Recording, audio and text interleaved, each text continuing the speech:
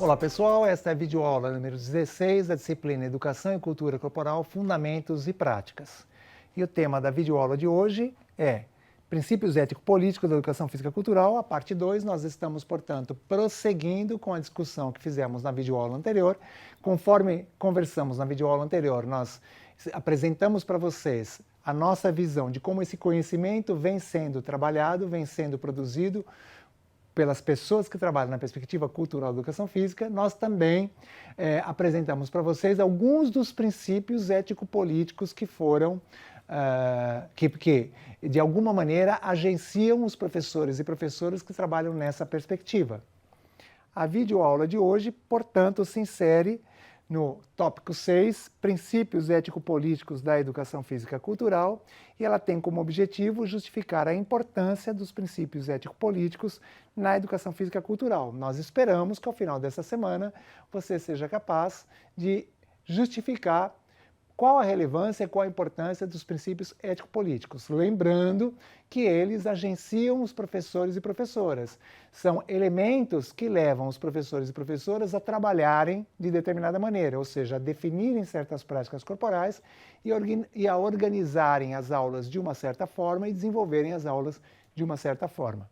Bom, na videoaula anterior, nós conversamos com vocês sobre a articulação com o projeto político-pedagógico da escola, que também pode ser o documento curricular, o plano, um projeto que envolva mais de um componente, um projeto de ano, ou seja, há vários documentos, há várias ações coletivas na escola que, de alguma maneira, levam o professor e a professora a definir a prática corporal.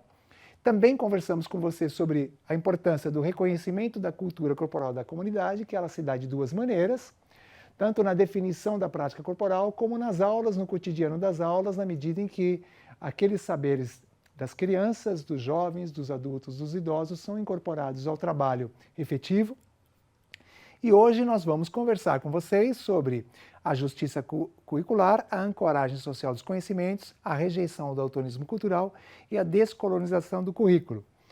Quando vocês acessarem a bibliografia, né, ou seja, aquele capítulo, né, que está disponível no livro Educação Física Cultural, Inspiração e Prática Pedagógica, vocês verão que esses elementos não foram inventados pelos professores e professoras que trabalham no currículo cultural.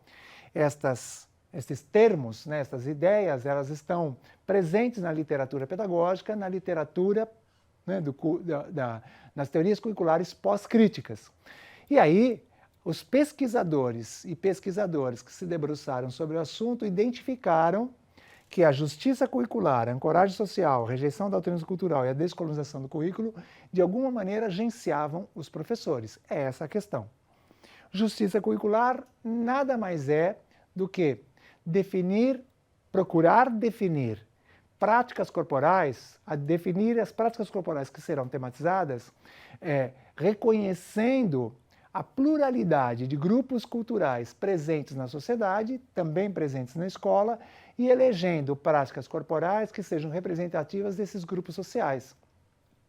Se nós não ficarmos atentos, se nós não ficarmos atentas, nós corremos o risco de definir sempre práticas corporais pertencentes ao mesmo grupo. Portanto, nós estamos sempre priorizando certos conhecimentos e negando ou desconsiderando a existência de outros. Então, trabalharemos com práticas corporais nacionais num período, com práticas corporais internacionais no outro, práticas corporais de antigamente, práticas corporais do presente. Trabalharemos com brincadeiras que são realizadas dentro de casa por certas pessoas, brincadeiras que são realizadas fora de casa por outras pessoas. Ou seja, há várias maneiras da gente pensar a justiça curricular. Justiça curricular, portanto, ela atua na definição do tema, ela atua de uma maneira a tentar vincular o tema com um certo grupo cultural, de tal forma que as crianças reconheçam que todos os grupos culturais produzem práticas corporais dignas de estarem na escola e que todos os grupos culturais precisam ter suas identidades culturais reconhecidas. A ancoragem social dos conhecimentos nada mais é do que a análise sócio-histórica e política daquela prática corporal que está sendo tematizada. Suponhamos que você esteja tematizando futebol. Suponhamos que você esteja tematizando a brincadeira de amarelinha. Suponhamos que você esteja tematizando o pega-pega, que você esteja tematizando a dança sertaneja. Ora, essas manifestações, elas estão na sociedade mais ampla, elas são realizadas fora da escola, elas estão há bastante tempo na sociedade e elas existem graças a determinadas forças, a determinados valores, com o objetivo de passar, de transmitir, de valorizar, de cultuar certas ideias. Quando o professor, quando a professora organizam atividades que proporcionem às crianças entender o processo de construção daquela manifestação, de entender como é que ela ocorre socialmente, de entender quem dela participa e quais são os interesses daquelas pessoas, esse professor essa professora estão agenciados pela ancoragem social dos conhecimentos. Muitos professores, muitas professoras, aqueles e aquelas que agem a partir do currículo cultural, sabem muito bem que nós trabalhamos certas questões e as crianças sofrem os efeitos disso. Elas aprendem, às vezes, outras questões, né? Nós abordamos um certo assunto, mas elas fazem recortes, transformações, etc, etc, etc. Os professores e professoras também sabem que as crianças, jovens, adultos e idosos chegam à escola com repertórios culturais diferentes. Então, se você juntar uma coisa com a outra, você poderá pensar que é importante desenvolver as atividades de ensino de tal maneira que as pessoas possam se vincular de formas diferentes. Se todos os dias você trabalha da mesma maneira, se todos os dias você propõe uma atividade muito semelhante, você está sempre priorizando certas pessoas que já possuem certos saberes. Se você, numa mesma atividade, conduz aquilo de tal maneira que as pessoas podem participar dela de forma diferente. Uns registrando, outros observando, outros executando, se for uma vivência corporal, alguém selecionando as imagens, alguém dando ideias, alguém fazendo o registro, alguém fotografando, alguém propondo alterações, ou seja, se você puder organizar a atividade de uma maneira a potencializar saberes diferentes e a envolver as pessoas de forma diferente, você estará de alguma maneira agenciado pela pela rejeição ao daltonismo cultural. Então, o que é rejeitar o daltonismo cultural ou evitar o daltonismo cultural? Evitar pensar que todo mundo aprende sempre a mesma coisa, que todo mundo aprende a mesma coisa do mesmo jeito e que você espera que todos tenham as mesmas aprendizagens, ou seja, que todas as pessoas tenham os mesmos efeitos a partir das atividades propostas. Nós sabemos, a literatura já é farta mostrando que não é assim, e o currículo cultural reconhece isso ao valorizar e ao perceber que os professores são agenciados pela rejeição ao daltonismo cultural. E aqui, por enquanto, em 2020, na altura, no atual estágio de conhecimento sobre o assunto, por enquanto, nós temos esses princípios e, na nossa explicação, o último princípio a ser abordado é a descolonização do currículo. Vocês já estudaram, vocês já viram que certos saberes estão na escola graças a um combinado de forças que entendeu que certas visões do mundo devem ser exaltadas e outras devem ser negadas ou até propositadamente esquecidas. Ora, gente, é óbvio que nesse raciocínio os currículos estão colonizados por certas ideias, por certas visões de mundo, por certas concepções. Vocês também já estudaram na nossa disciplina que um campo teórico importante que inspira os professores e professoras é o pós-colonialismo.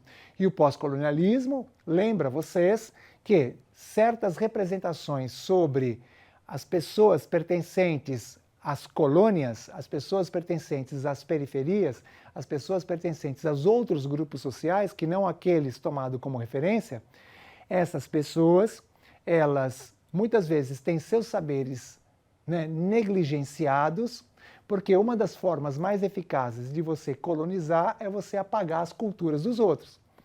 A descolonização do currículo, ela aparece naquelas práticas, ou seja, ela agencia os professores e professoras que elegem como práticas corporais as manifestações, práticas corporais a serem tematizadas, as manifestações pertencentes àqueles grupos sociais. Os professores que valorizam saberes e visões de mundo daqueles outros grupos sociais. os professores que, isso não significa, gente, acabar com as práticas corporais euro-estadunidenses e colocar as práticas corporais americanas, ou americanas no sentido de latino-americanas ou brasileiras. Não é isso. Como vocês bem viram, né, é buscar um equilíbrio, buscar uma justiça curricular.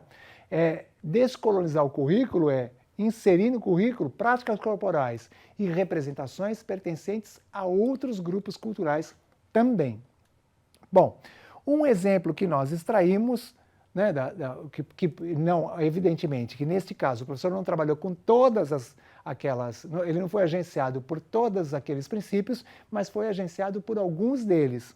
Neste trabalho, o professor foi identificando que as pessoas que lá estavam, né, os alunos do 5º ano da IMF, onde ele trabalha, ele percebeu que eles possuíam saberes diferentes sobre essa manifestação da cultura corporal, a ginástica rítmica. Para começar, ele elegeu esse tema porque as meninas reclamavam que o professor só trabalhava com práticas corporais, entre aspas, tomadas como masculinas. Ele recuperou os próprios registros e percebeu que aquelas práticas corporais produzidas como femininas, porque é evidente que as práticas não são masculinas ou femininas, elas são socialmente produzidas, quase não, na trajetória curricular daquelas crianças, quase não tinham aparecido. Então, há um movimento de descolonização nesse sentido e há um movimento de justiça curricular nesse sentido. No desenvolvimento das atividades, apareceram crianças que tinham alguma experiência, alguma visão. No desenvolvimento dessas atividades, o professor incorporou os saberes dessas crianças. E o professor, ao desenvolver o seu trabalho, ele jamais, né, esperou que todas as crianças se apropriassem daquilo da mesma maneira. Uma etapa muito interessante que tem a ver com o título apesar de abordar uma temática que é cultivada por muitas moças, né, de uma temática que ela é tomada como uma manifestação feminina, por exemplo, nos eventos internacionais, há sim, né, fora do Brasil, uma participação masculina e há ginástica rítmica masculina. Então, todo esse acesso, né, todo o acesso a esse conjunto enorme de representações contribuiu para que essas crianças que viviam essa experiência desestabilizassem aquelas maneiras de pensar e passassem também, no mínimo, a considerar a existência de outras formas de pensar. Num primeiro momento, os meninos estavam até se recusando a participar. E na medida que a coisa foi avançando, os meninos também foram produzindo a ginástica rítmica com as próprias gestualidades. E o professor fecha o trabalho, né, com uma apresentação de ginástica rítmica com meninos e com meninas.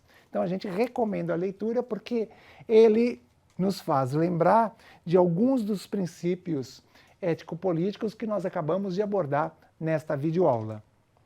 Com esta videoaula, nós encerramos o assunto, né, o tópico desta semana e vamos, para a próxima semana, pensar nas situações didáticas. Muito obrigado.